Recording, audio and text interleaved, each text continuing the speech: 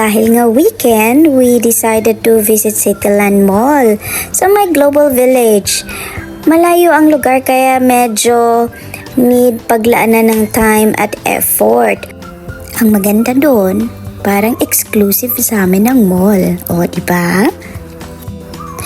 At ito nga, may nahanap ang Junakis ko na pagkakabalahan. May mga bouncing castle pala doon na pwedeng paglaruan ng mga kids.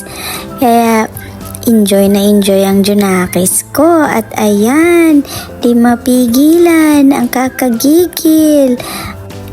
So, dalawa ang bouncing castle nila doon.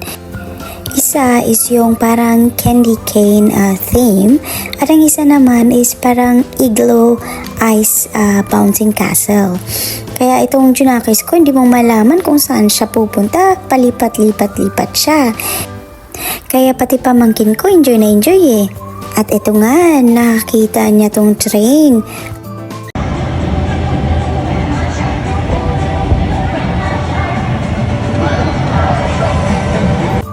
At so ayun, dahil sa kakulitan ng Junakis ko, kami lahat nagutom.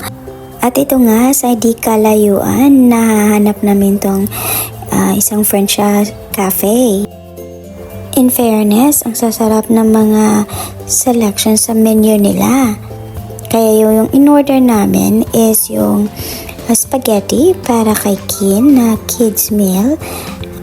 Ang akala ko nga, ayaw niya yung spaghetti kasi nga sanay siya sa Filipino style spaghetti.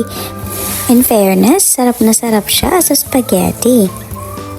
So kami naman, juice at saka of course, coffee. Of course, yung paborito kong Spanish latte. Umorder na rin kami ng croissant truffle sandwich nila. At yung classic chocolate waffle nila na ang sarap. Maganda ang place. Maaliwalas, maganda ang ambience at masarap ang food. Kaya highly recommended siya kung bibisita kayo sa Cityland Mall. So yun nga, tapos na kami kumain at masaya naman yung araw namin. It's time to go home. Ang ganda ng ceiling nila, ang ganda ng mall, ang laki-laki. So hopefully, babalik kami doon on winter time together sa opening ng Global Village. So thank you guys for watching the video. Sana nagustuhan nyo. Until next time!